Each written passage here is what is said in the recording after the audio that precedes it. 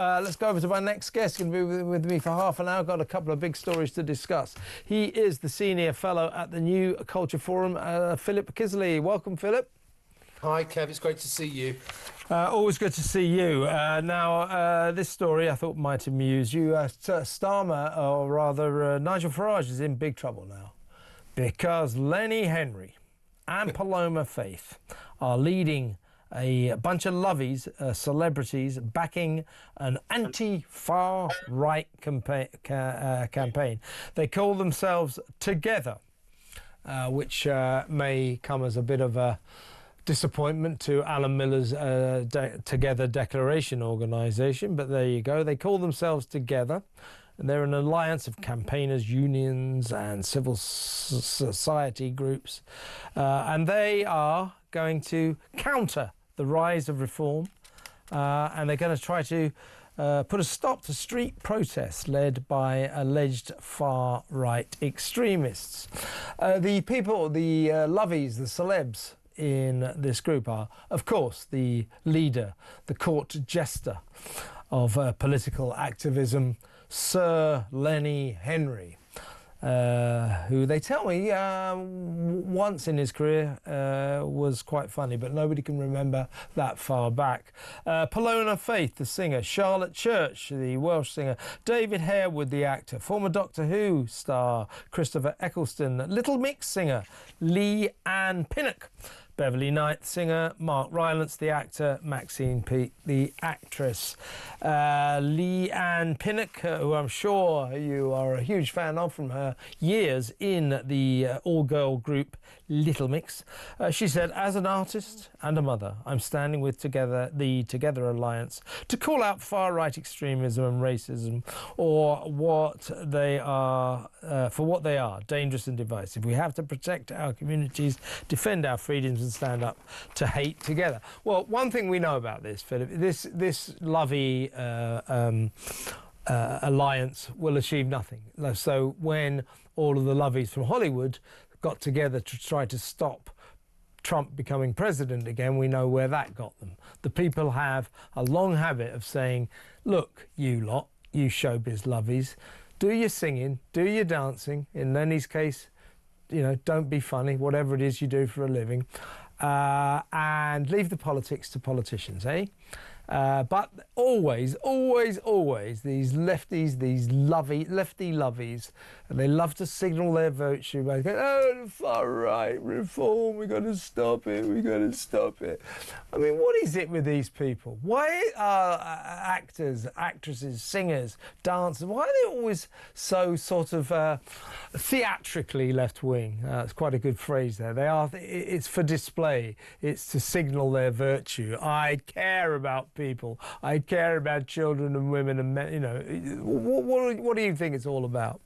Oh, it's all performative. So it's all so performative. I mean, people are laughing at Lenny Henry, and this is an unfamiliar state for him because you know it's not something that many people do anymore.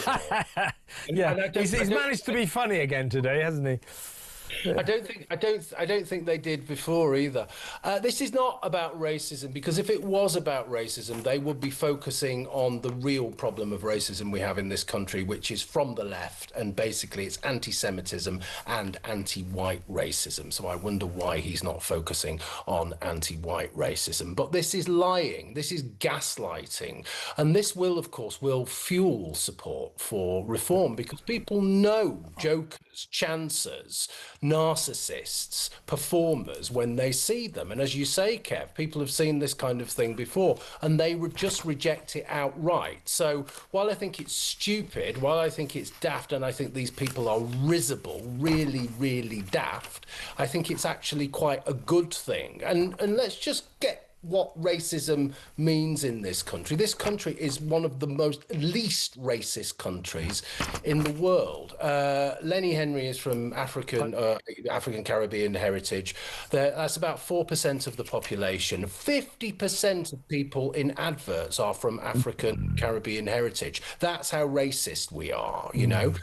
When you go for interviews, and I worked in the institutions, I worked in this education for 25 years, and I interviewed lots and lots of people. the panel were always looking for privileging people from ethnic backgrounds. Always, always, always, always. That's how it is. And people are so unracist in this country that we had an epidemic of Pakistani heritage rape gangs that people were just afraid to call out because they were frightened of being called racist, Kev. And the other example I'll give you is the poor hapless fella who was the security guard at the Manchester Arena when the bomber, the Islamist bomber in 2017. He was afraid of alerting people because he was frightened of being called racist. So this is what we've got. This is not fundamentally, for all of the reasons I've just said, it is not a racist country. But these people, ultimately, they do not like Nigel Farage. They do not like reform. And it's purely political, it's purely performative, and let's push them away where they belong. Yeah, and Lenny Henry only recently wrote in a book called The Big Payback. He's calling for the government to pay slavery reparations to every person of colour, every black person in the country, which would cost us, or we taxpayers, £18 trillion. In other words, it would bankrupt the country. So in order to satisfy Lenny's lust to signal his virtue, he would bankrupt the country. Give these people who probably couldn't point, a lot of black people in this country probably couldn't point to Jamaica on a map anymore, or Barbados, or wherever. He wants to give them thousands and thousands, millions of pounds in compensation, adding up to £18 trillion. He's happy to bankrupt the country to signal his virtue in this way. These people, I mean, everybody's got a right to their political opinion. Everybody's got a right to voice their political opinion. But when they come out with this claptrap, these people of influence, because they're famous and they're popular, some of them, they abuse their position with this claptrap, don't they? Oh, these people are just not serious, so you don't take them serious. If there's one rule I've learned in life, it's don't take political advice from singers, pop stars and comedians, because they tend to be, as I've said before, they tend to be daft, So this is just, I mean, if you think about the 19 trillion reparations thing, it always just, I just raise my eyes to the heavens, because there are people living in this country, people of colour who are descendants of the trans-Saharan slave trade, slavers, descendants of slavers. Many people in Africa was built on slavery. It didn't happen when Europeans and white men came to Africa. It was just part and parcel of everyday life in Africa. And Europeans were the first people to morally object to slavery. And Britain, of course, was the first nation to ban slavery. So this whole argument, this whole moral argument, has no foundation whatsoever. But again, I say, we're not dealing with serious people. We're dealing with entertainers who should just confine themselves to singing, dancing and making people laugh if they can. And unfortunately, Lenny Henry can't do that. He's not been able to do that for a long time. So he needs another career, and he needs to, part of this is sensation, isn't it? Part of this is but it's also they think it's good for their career. Exactly. Look how caring and sharing I am.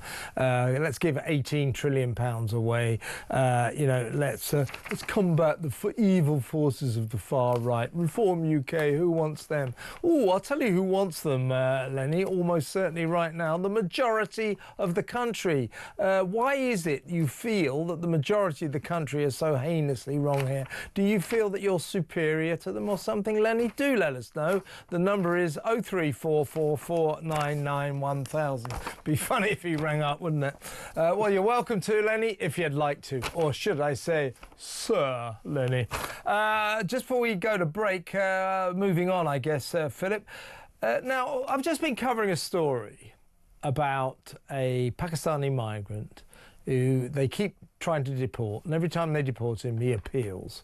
So the problem with our asylum seeker system at the moment is we deport someone. So right, that's it. You've been to jail for 6 years. You're a paedophile. You know, you've got a machine gun in your house and all that. We're going to deport you. You're going back to Pakistan or Syria or wherever the hell it is. And they just go, oh, that's bad news. I appeal. Oh, okay. Well, let's wait till your appeal is heard.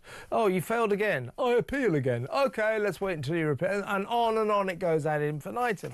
Well, that syndrome seems to be fine for asylum seekers and migrants, but Epping Council has just been told it can no longer challenge a decision to allow the Home Office to intervene in its unsuccessful bid to block asylum seekers. So basically, Epping Council will no longer be able to appeal against the existence of the notorious asylum seeker hotel, the Bell Hotel, in its midst. The government said no more appeals. It's appealed.